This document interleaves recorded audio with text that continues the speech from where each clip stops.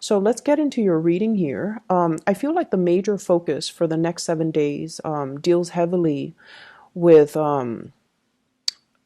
cooperation. Okay, I feel like you have somebody in your midst that is a little bit difficult to compromise with and to work with.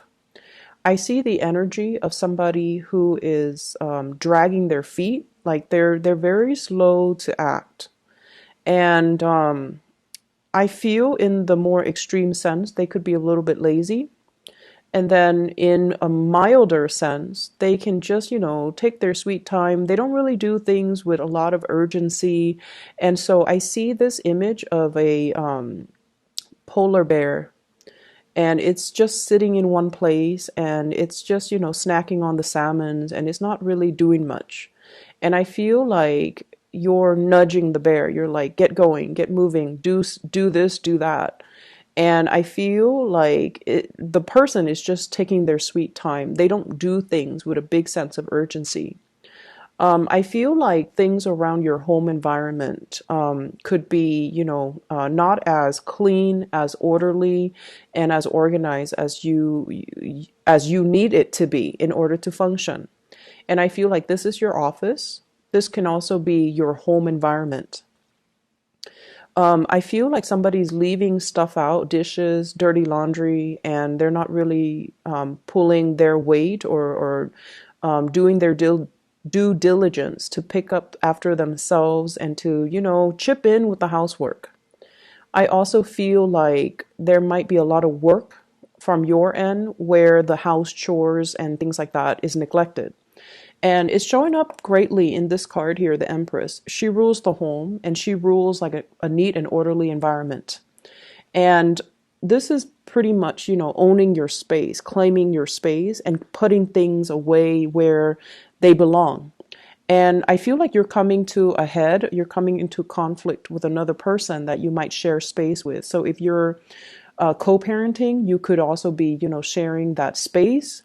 If you're working with another person and you're sharing an office, or if you're sharing a cubicle, there could be a lot of invasion of your space, noise violation, lack of orderliness, and things like that.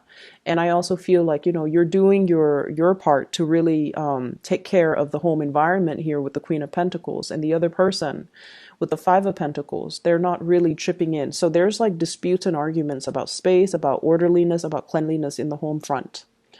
In your love relationships, what I feel though is there's a need to compromise. Okay, there's a need to kind of like, I see a lot of discussions and talks between you and your partner about big goals and big plans.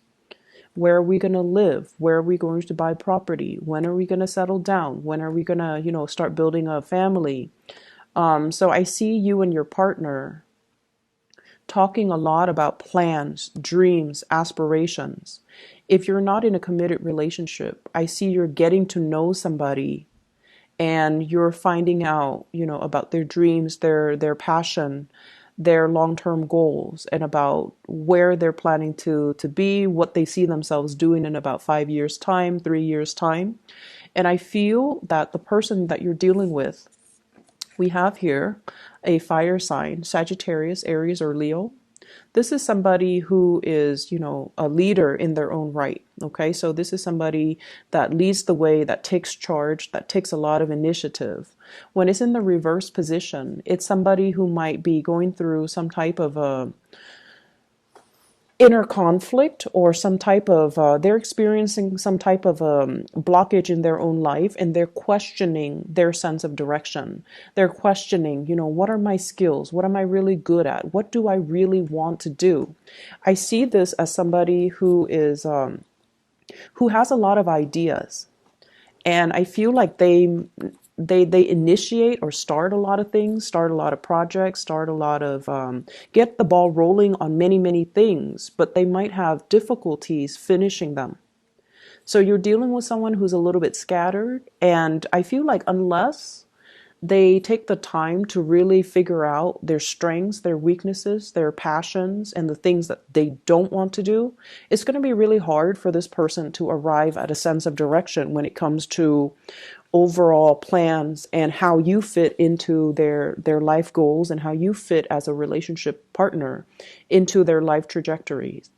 And if this is a partner already, I feel like, they're having some type of a inner, like a mini, I would say a mini crisis where they're still trying to figure out, things in their own lives. They're trying to wrap up one chapter of their lives. They're trying to finish up something. For some of you, this could be the partner dealing with school. For others, it could be they're trying to get out of a divorce, or they're trying to separate themselves from, a situation like an ex, or finalizing some type of a divorce or separation with their ex-partner. And then for others, it's like they're trying to get published, they're trying to get things moving in that direction, just so that they can have that clarity and that certainty in their lives so that they can begin anew. And so I feel like there are a lot of discussions about, how we kind of fit together in each other's future plans. So there's a lot of compromise, there's a lot of discussions, and there's a lot of emphasis on building. Compromise is the key word here. So I definitely feel you've got somebody that you really care about, you want to build with. They want to build with you. They see a lot of potential in you, and they're trying to make things work. For some of you, I also feel like attraction and flirtation in the work environment, and you're trying to keep things very professional, mainly because there are other people around. And I feel like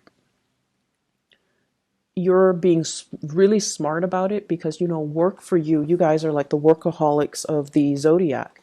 And so work is always going to be on the front burner for you. And even if you feel like the attraction with a coworker, with a supervisor, with a boss, you're going to keep things, professional either way. But I do see this element about you talking to somebody a lot about projects, a lot about work, a lot about dreams, aspirations in the work environment, what you want to do for the next 3 years, how you're planning to, I hear like professional development. So there are a lot of discussions about that between you and a crush in a work environment as well. I'm also seeing a lot of energies here about family, okay? Healing like family issues, letting go of resentment, and I want to say agreeing to disagree. So like don't beat a dead horse. If you've had conflict with a family member, I feel for some of you, you could be like a parent and this can be your children. Or you could be the child and there might be conflict with the parents. I see one person constantly telling the other person what to do, just like somebody giving advice or telling the other person what to do unsolicited. And I feel like somebody patronizing another person and treating them like a child and not giving them the freedom to make their own mistakes and trying to steer them in the direction that you want to go rather than in the direction that they want to go. So this can be you to a child or a parent to you. So I feel like a lot of that, there's like resentment. And I feel like when you meet up with this person, for the first 10 minutes, things can go really, really well. Hey, how are you? I've been thinking about you. What have you been up to? And then past that 15-minute mark, conflict starts to arise. They would say something and you feel like it's a criticism, or you feel like it's you feel like it's kind of like them digging at you. But I don't feel that it's meant to be that way. I feel like they're just very concerned. And so don't get too defensive. Hear what they have to say and just envision yourself. A lot of the times when we deal with family members, we have too much history with each other. And so we know how to push each other's buttons. And then we automatically are always on the offense, on the defense with them because of the long history. And especially if it has been very contentious, if the relationship has been very problematic, and if there has been a lot of just resentment or misunderstandings, they can say something completely neutral and it just comes out, with the tone or the attitude or the demeanor of some past situation that you've experienced with them that left a sour taste in your mouth. So it triggers feelings that might not be positive. But I feel like you want to give this person the benefit of the doubt, and you want to just, approach them with an open hand, that way, and an open heart and an open mind. That way you're not getting defensive or getting riled up over things that are over, I want to say, over imagined slights. Okay, so I hope that makes sense. The Five of Wands, this is once again conflict, and it's a person against a tree. Different species communicate differently, and so I feel like there has been a lot of misunderstanding between you and a person, and I feel like the distance, you might live far away from them, so you don't see them on a regular basis, but when you see them, it starts out fine for the first, few minutes, and then after that, it just descends into chaos. And they're trying to make amends. They're trying to do like a peace offering. They're trying to reach out just to communicate with you, just to see what you're up to, because they do care. And they're not looking for a fight. The tree is backing down. Okay, so the person's not really looking for a fight. And so I feel that you should, take what they say with a grain of salt, and let your guard down a little bit and don't be defensive. I feel like the distance between the two of you, and I also feel like this might be a family type of a contentious family relationship where you really, really care about each other. And the more you care, the harder it is to be objective, right? And so let your walls down, okay? She's got her mask on. She's listening to her intuition. She's got the sword in front of her, so she's kind of like got her walls up. And so the advice with this card is all about, listening to your higher self. Let go of the imagined slight. Let go of the resentment, especially as it relates to, dealing with family members. I'm also seeing as well, this is the next 7 days is all about communication clearing up. Okay, so clearing up of old energy, clearing up of communication. You're talking to another person about plans for travel, and it is the holiday season here in the US. So I feel like there are a lot of travel arrangements, a lot of plans being hatched out between people. I'm going to come to see you. When are you available? And I see many of you are taking the time to see parents, which is great. Many of you are taking the time to host family gatherings, even offering up your space so that other people can come into your space. And I feel like in the spirit of opening up your space, opening up your home, opening up your heart, opening up your hands, I feel like it can be very conducive for healing and for, breakthroughs in communication. And especially if you're dealing with somebody that has been very, very difficult to read and difficult to reach, I feel that it's going to work itself out and it's going to be resolved very wonderfully. I'm also sensing here health issues when it comes to, I feel more of like a father figure. So reach out to your parents and, catch up on what they're doing, see if there's anything wrong with them, see if there's anything that they need.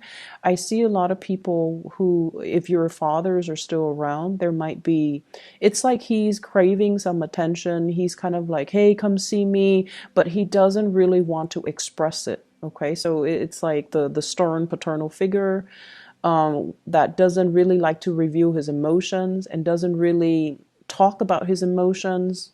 And when he sees you, he might keep a poker face and he might not be able to express, wow, I'm really glad to see you.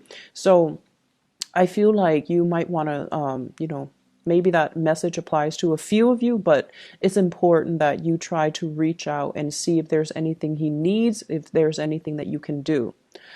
The last thing that I see coming into the picture here, we have here the Page of Coins. And this is a card about learning. So this is the Page of Pentacles. This is a card about acquiring new knowledge, learning, possibly even being in an environment where you're attending a lot of training seminars, where you are coming into contact with people who are really, really knowledgeable in their field, and they're kind of lighting a spark of inspiration from within you. So they're giving you ideas and snippets and inspiration. And I feel like you have somebody in your midst that's very knowledgeable about, whatever they're training you on. I feel a lot of it is about expansion. So it could be like, career development. It could also be like financial planning, taking control of your financial future, how to accumulate more money, how to invest. You're doing some type of a course. You're doing some type of learning, and I feel like whatever you're learning, I see you with a group of people that you really get along with, that you really enjoy their company, and everyone is there to build something, to learn something, and to get something out of it, to make the most of the situation. And with this situation, I feel like whatever you put in is what you're going to get out. So I feel like there are a lot of activities for group work. I also feel like you're going to come away with it, from it, with a lot of knowledge and a lot of skills to help yourself professionally. I also see this element here about being very, very, like stage fright is what I'm getting. Putting on a brave face, even though you might be experiencing stage fright or social anxiety, feeling like people around you have so much to offer and feeling like you might be lacking. This is a typical Virgoan trait, feeling like you're not good enough, feeling like you don't have enough to offer, feeling like your voice doesn't matter, and feeling like, I don't know, I don't want to say it, I don't want to ask that question. What if people think, I'm being silly? What if people think I'm stupid? What if people laugh at me? So there's a lot of social anxiety if you're along with a big group of people and you're afraid to speak up, you're afraid to ask questions. Don't be. Whatever question that you have, I'm pretty sure other people have the same question. So it just takes one person to break the ice, okay? So I hope the reading has been helpful for you, Virgo.